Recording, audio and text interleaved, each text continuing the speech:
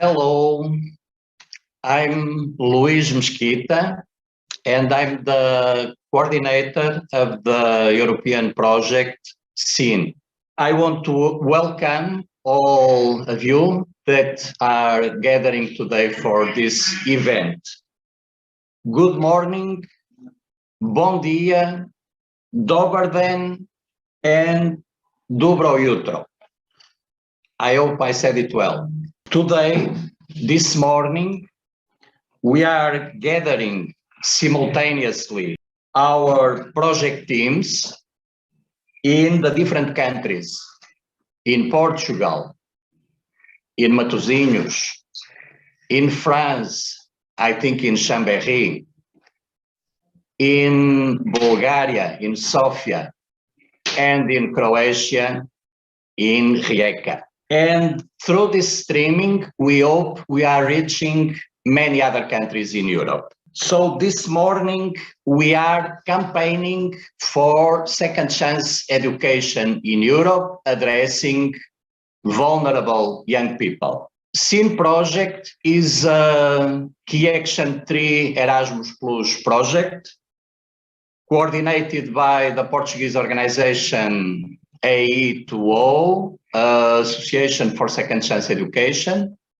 and our partnership as partners in France, the European Network of Second Chance Schools, in Bulgaria, the New Bulgarian University, and in Croatia, the non-governmental organization and adult education center, DANTE.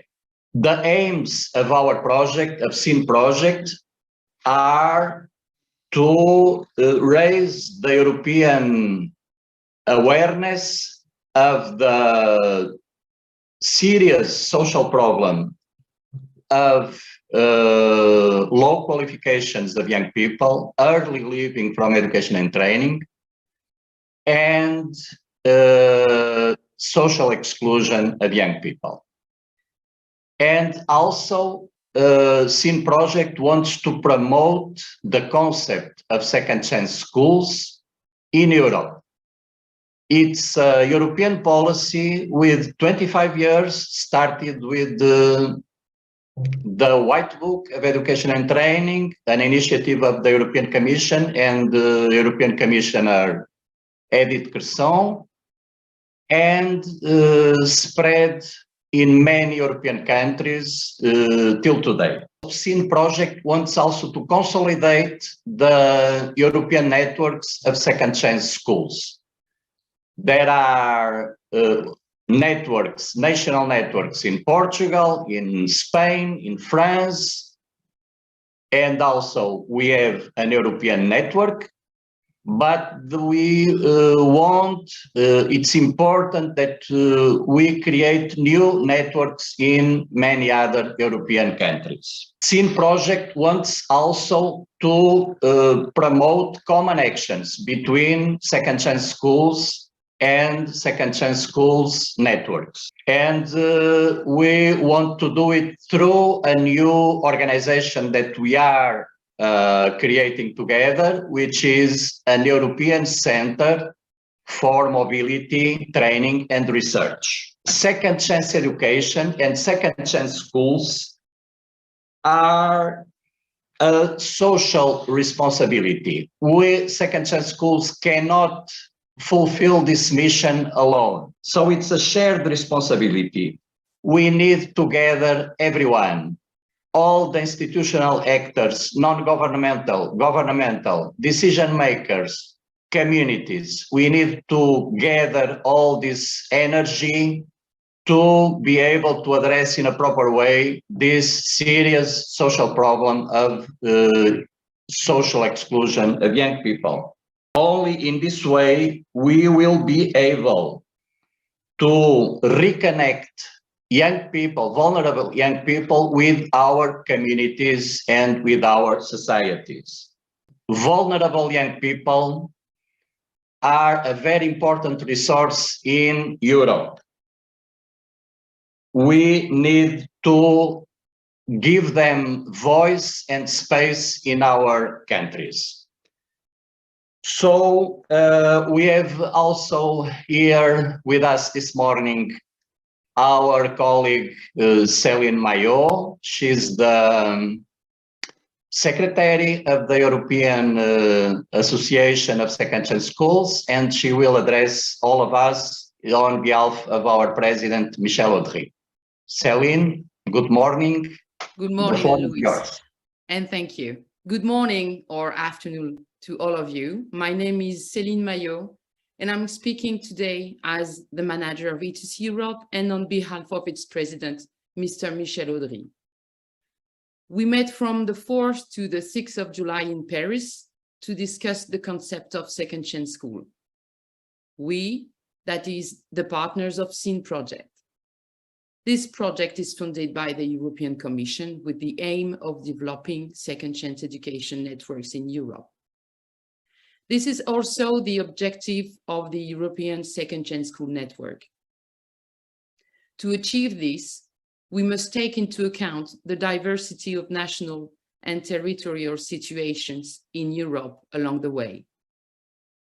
We must start from the identification of needs and the quality of the responses provided by the schools in our network. First of all, the analysis of needs is the first condition for developing second chance education, whether at the local level or at the European Union level. Locally, a detailed analysis of the economic and social characteristics of the area is necessary to mobilize the political and economic decision makers of the area around the project. Each territory experiences, in a more or less acute way, the difficulties of entering cognitive societies.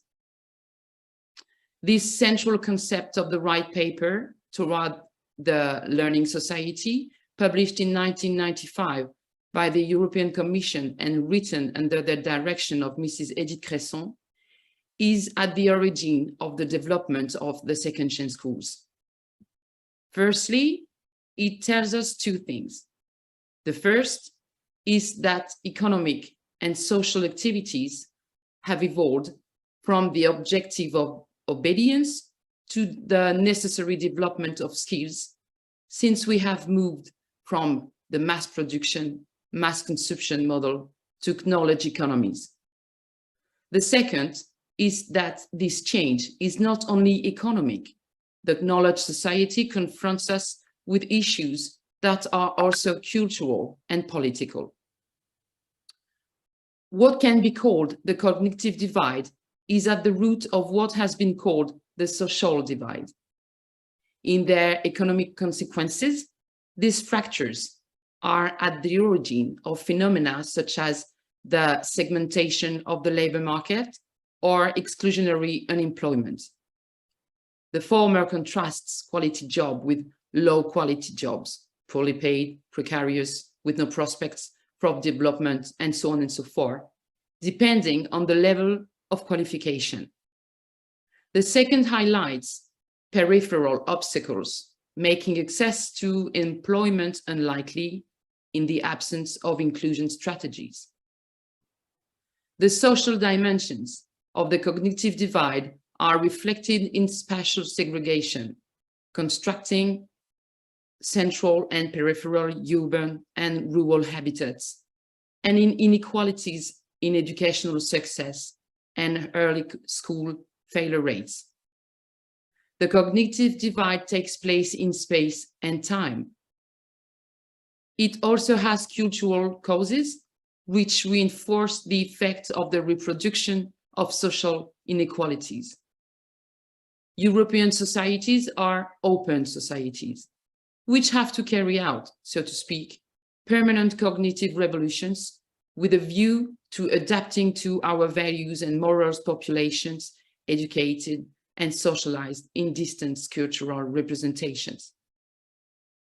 It is no coincidence that in the same year that the white paper was published, the issue of the social divide was pushed to the top of the political agenda. It is unfortunate that such issues are so quickly replaced by the turmoil of current events. The consequence of this neglect can be seen in the rise of political forces opposed to the fundamental principles of the European Union and the second chance schools. The priority attention that we similarly give to the most disadvantaged people is endangered when both the progress of European citizenship and the conditions for the formation of an open society are threatened at the ballot box. The development of the skills and networks offered by the second chance schools is therefore not exclusively economic in importance. It is an important reality that needs to be better measured. In the national networks, we know how much a course costs, but research still needs to progress in order to estimate what it would cost without it, from the measurement of individual suffering to that of collective threats via social discomfort. The quality of the responses provided by the second chance schools stems from the attentive listening to societal issues to which Edith Cresson called us at the end of the last century, with which she reminded us of in Paris last July. It is by listening to the questions posed by each young person that we are able to develop a pedagogy adapted to common problems and to singular problems. The singular problems are multiple. The only thing they have in common is that they always involve the relationship of trust between the trainee and the school. In our second chance schools, individual problems are permanent problems, daily questions. For our trainers, a particular relationship with the world, rich and difficult. The common problems usually begin with a lack of confidence and self-esteem. They're logically reserved from childhood, marked by school failures, family difficulties, and social stigmatization. Some of our young people have also had to experience and flee war. We owe all these young people an adaptive pedagogy, allowing them to regain their self-confidence, to discover their skills and the possibility of developing them and putting them into practice. The pedagogy of second chance schools is based both on university research and on exchanges between trainers and their daily work. It is not surprising that the need to seriously develop a second chance education is stated by academics, as in the case in Bulgaria. Scholars are called upon today to go beyond their specialties to enlighten the world, which implies helping them to do so by building bridges between scholarly and professional perceptions. We are responding to an architectural expectation of our time. A second chance school is undoubtedly characterized first and foremost by its educational requirements. It is the basis of what we have to say and do in our territories. From there, we mobilize the actors in the territories, those in charge of public policies, but also the economic actors who engage with young people unexpected and constructive relationships. When the trust that we establish with our young people also exists with the decision makers, then it is transmitted from one to the other. This is, so to speak, the job of second chance school. Thank you for your attention. Luis, the floor is back to you. Thank you very much, Céline. And thank you very much, Michel Audry, that is our president of the European Network of Second Chance Schools. I think it was a very important framework, very important ideas that you bring to us this morning. And so we will continue the journey of this morning. Still to say that as I told before, and we heard also in the words of Michel Audry, our president. So we need to be together in this common mission. Yes. So there are many millions of young people in need of our intervention all over Europe. It's not a small problem, and we need to gather all our efforts and to gather all energies that we can. So SEENE project is a contribute. We want to be a contribute. A contribute, as I said, to continue to raise this awareness. Europe needs their young people. We cannot dispense our young people. We are very aged societies, so we have this kind of demographic problem. And so not just for this, of course, our young people are precious. And we need all the social and educational policies to support the inclusion and the contribute of these young people. So SEENE project, as I was saying, is a contribute to bring this new idea and this new policy to countries where it's not popular, it's not familiar yet. So we hope that by the end of the project, in 1 year and a half, more or less, in Bulgaria and in Croatia, and hopefully in other European countries, we will have new second chance education actions and eventually, hopefully, new second chance schools that will be able to address their territories, vulnerable young people. Then we want also to promote and encourage second chance schools and initiatives, national networks. We have this kind of networks in Portugal, in Spain, in France, but we need to have them in Germany, in Denmark, in Sweden, in so many other countries. So it's also the aim of the project to support, to promote, to encourage the consolidation of the existing second chance schools networks, but also to create new networks in the countries where they don't exist yet.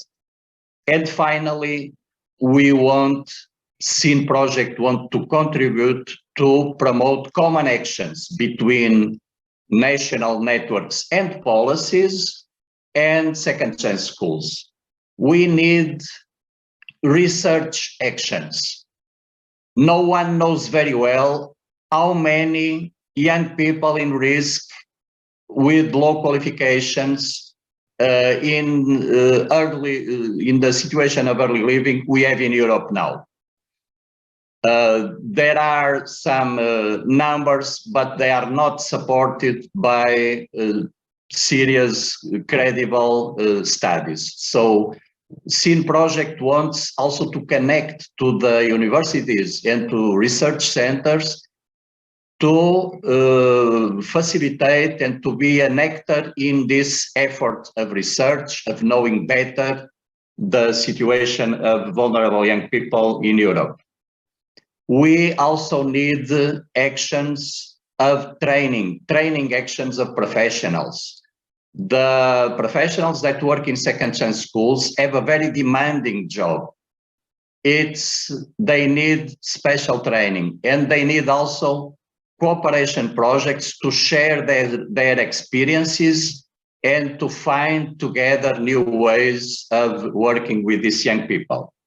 And finally, we need mobility projects in Europe. we need to give, to promote, to facilitate the opportunity of young people, but also professionals and organizations to go around Europe to meet each other, to visit each other, to share and to know the experience of other schools and partners. And this is a very important goal for in Europe today, and also for our common project. So last word to say that we have in Europe, we have a very strong network of second chance schools in France, where the European network is based. So it's a very serious national policy with the involvement of the government, the involvement of companies. We have a lot of schools all over the French territory and overseas. And it's a very consolidated social educational policy in France. We have also a growing new policy of second chance schools in Spain. With some years already, this Spanish network is being able to connect with the national government and with the regional governments, and is also growing, and there is a big network now of schools. So we are, second chance education is progressing very well in Spain. We are also doing our job in Portugal. So we started in 2008 with the opening of second chance school in Matosinhos. Then in 2015, we developed one policy proposal that we call REP strategy, so reducing early leaving. And this policy paper was presented publicly. Then in 2018, we created our national network. And in 2019, we were happy to see that the government created one legal framework that now is supporting the existing schools in Portugal. This year, we did our 4th national meeting of second chance schools, where our 7 schools were present, and many other partners, because our national network has around 40 organizations, including municipalities and all kinds of schools, universities, and all kinds of organizations working with young people. Thank you very much for your attention, and keep following our SEENE project. Thank you.